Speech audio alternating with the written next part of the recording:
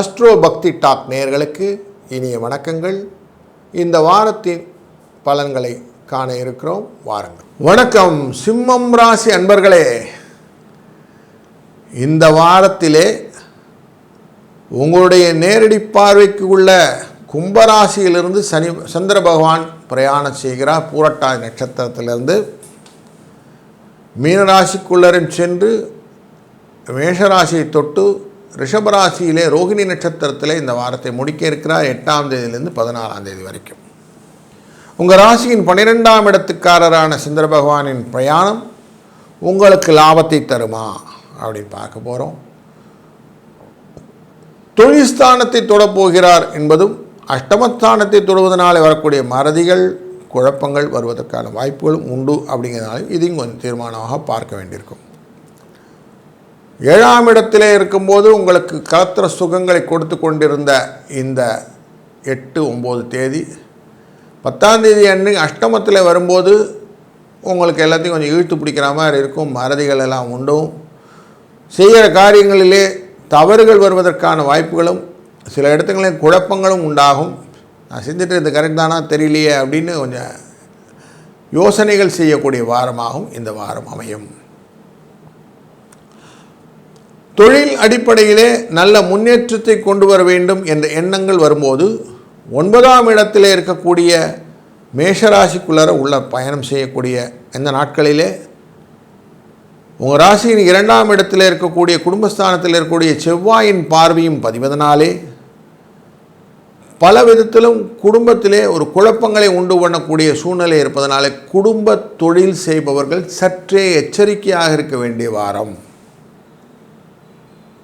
10ஆம் இடம் என்கிற தொழிற்ஸ்தானத்துக்குள்ளர சந்திர பகவான் ரோகிணி நட்சத்திரத்தில் ஆட்சியிலே அமரக்கூடிய நாட்களிலே சனி பகவானால் பார்க்கப்படுகிறார் என்பதனும் அஷ்டம சனியினால் பார்க்கப்படுவதனாலும் லாபங்கள் கொஞ்சம் குறைவாக வருவதற்கு வாய்ப்புகள் உண்டு. தேவையற்ற விஷயங்களிலே செலவுகள் ஜாஸ்தியாக இழுத்து விடக்கூடிய சூழ்நிலையும் உண்டாகும்.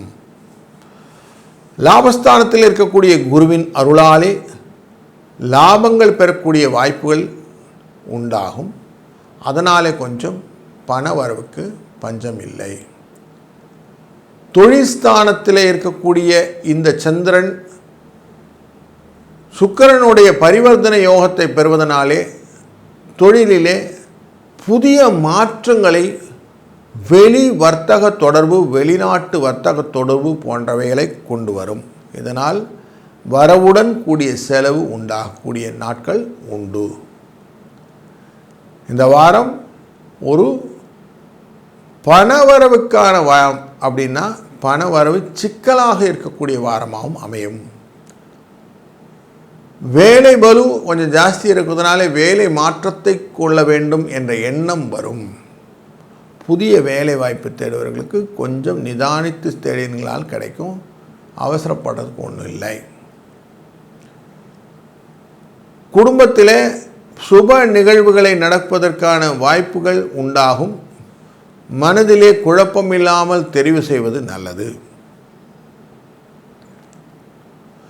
இந்த வாரத்திலே சங்கடகர சதுர்த்தி அன்று அவசியம் விநாயகப் பெருமானை வழிபட கடன் சுமை குறைய ஆரம்பிக்கும். உங்கள் வாழ்க்கையின் வளங்கள் பெருகுவதற்கு இந்த சங்கடகர சதுர்த்தியின் வழிபாடு வழித்துணையாக இருக்கும். ஒரு 16 தேங்காய் வாங்கி சுவாமி சங்கடகர சதுர்த்தி பிள்ளையாருக்கு உடைச்சி விட்டு ஒரு அருகம்புல் மாலை வாங்கி அவருக்கு சார்த்தி 11 சுற்று அவரை சுற்றி வந்து நெய்விளக்கு ஏற்றி வணங்கும்போது கடனின் தன்மை குறைப்பதற்கான அருளாசி உண்டாகும். ஒரு பங்காவது கடனை அன்றைக்கு அடைத்தார்களானால் மலை போல் இருக்கக்கூடிய கடனின் அளவு பனி போல் நீங்கிவிடும். அதனால் இந்த வாரம் ஒரு நல்ல இனிய வாரமாக அமையும். வணக்கம் கன்னிராசி அன்பர்களே. இன்றைய வார ராசி பலனிலே நாம் காண இருப்பது 8ஆம் தேதியிலிருந்து 14ஆம் தேதி வரைக்கும் சந்திரனின் மூமெண்ட் எப்படி இருக்க போகுது, அதனால் நமக்கு பலன் எப்படி இருக்குன்னு பார்க்க போகிறோம். கும்பராசியிலே பூரட்டாதி நட்சத்திரத்திலே சந்திரன் ஆரம்பித்து ரிஷபராசியிலே ரோகிணி நட்சத்திரத்திலே சந்திரன் பிரவேசம் செய்யக்கூடிய வாரம் இந்த வாரம். உங்கள் ராசிக்குள்ளர அழகாக அமர்ந்திருக்கக்கூடிய செவ்வாய் தன் பார்வையை மீனராசியிலே வைக்கிறார். 7ஆம் பார்வை, 7ஆம் இடம் கலத்திரஸ்தானம். அங்கே சனி பகவான் வக்கரத்தில் இருக்கிறார். சுக்கிர பகவான் 6ஆம் இடத்தில், சந்திர பகவான் 6ஆம் இடமான கும்பராசியிலிருந்து அவர் தன் பிரயாணத்தை தொடங்குகிறார். 6, 7, 8, 9ன்னு வந்து நிற்பார். 8ஆம் இடம் வரும்போது உங்களுக்கு தெரியும் சந்திராஷ்டமம் எஃபெக்ட் இருக்கும் அப்படிங்கிறது தெரியும். மேஷ ராசிக்குள்ளர் வரும்போது எஃபெக்ட் வரும். மற்ற நாளிலெல்லாம் பெனிஃபிட் கொடுக்கணும்ல, மகிழ்ச்சியை கொடுக்கணும்ல, சந்தோஷத்தை கொடுக்கணும்ல, இதெல்லாம் கொடுப்பார். தொழிலிலே குழந்தைகள் மூலியமாக வெற்றிகளை கொடுக்கக்கூடிய சூழ்நிலை, வாழ்க்கையிலே நல்ல முன்னேற்றத்தை பற்றின எண்ணங்களை மனதிலே கொண்டு வரக்கூடிய சூழ்நிலை, பரஸ்பரம் முதலீட்டாளர்களான உங்களுடைய பங்குதாரர் உங்களுடன் இணைந்து கொண்டு அவருடன் வளர்ச்சியை காணக்கூடிய தொழில், கலத்திறன் மூலியமாக நல்ல ஒரு அந்யோன்யம், எதிர்பாராத வகையிலே தொழிலிலே மாற்றங்கள், வேலை பளு கொஞ்சம் ஜாஸ்தி இருக்கக்கூடிய சூழ்நிலை, பூர்வ புண்ணியஸ்தானத்தின் உச்சஸ்தின் எண்ணெய் அப்படிங்கிற ரோகிணி நட்சத்திரத்தில் இருக்கக்கூடிய பெனிஃபிட்டு, இது எல்லாமே ஒருங்கே கொடுக்கக்கூடிய ஒரு நல்ல வாரம் இது. ஏன்னா லாபத்தை கொண்ட சந்திர பகவான் இதனுடைய பயணத்தை மேற்கொள்ளுகிறார். 2ஆம் இடத்துக்காரரான சுக்கிர பகவான் இப்போ அந்த லாபத்தில் உட்கார்ந்துருக்கிறார். அதனால் லாபத்தை அவர் கண்ட்ரோல் பண்ணி அழகாக உங்களுக்கு நல்ல விஷயமாக மாற்றி கொடுக்கறதுனால சுப செலவுகளும் சுப விருந்துகளும் ஏற்படக்கூடிய வாரமாக அமைத்து கொடுக்கக்கூடிய சூழ்நிலையை இந்த சுக்கிர பகவான் உங்களுக்கு தருகிறார். அதனால் நல்ல விஷயங்கள்லாம் நிறைய நடக்க போகுது. திருமணம் தடையாக இருந்தவர்களுக்கு திருமண விஷயங்கள்லாம் பேச்சுவார்த்தை நல்லபடியாக அமையும்.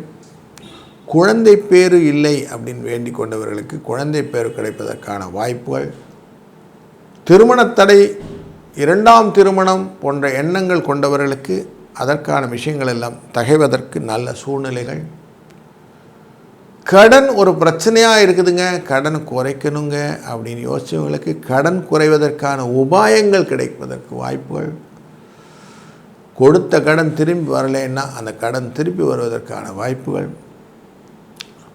பக்தி ஸ்ரத்தையாக செய்யக்கூடிய பக்தி விஷயங்கள் எல்லாம் பிரயாணங்கள் எல்லாம் லாபத்தை கொண்டு வருவதாக அமையும். சில இடத்துல நம்ம முதலீடுகள்லாம் போட்டிருக்கோம், அந்த முதலீடுகள் எல்லாம் நல்லபடியாக திரும்பி வருவான்னு கவலை இருக்குதுங்க. அதை பற்றின எண்ணங்கள்லாம் சார்ட் அவுட் பண்ணி கொடுக்கும். கடன் வழக்காக மாறி அந்த வழக்கு மேல் நிலுவையில் இருக்குங்கன்னா சாதகமாக உங்கள் பக்கம் தீர்ப்பு வரும். இடப்பெயர்ச்சிகள் வேண்டும், பிரயாணங்கள் மூலியமாக லாபங்கள் வேண்டும் என்று எண்ணிக்கொண்டிருக்கிற வேலையாட்களுக்கு வேலைகள் நல்லபடியாக அமையும். இப்படி நல்ல ஒரு பலன்களை எல்லாம் ஒருங்கே தரக்கூடிய நல்ல வாரம் இது. சங்கடகர சதுர்த்தி 10ஆம் தேதி வருது.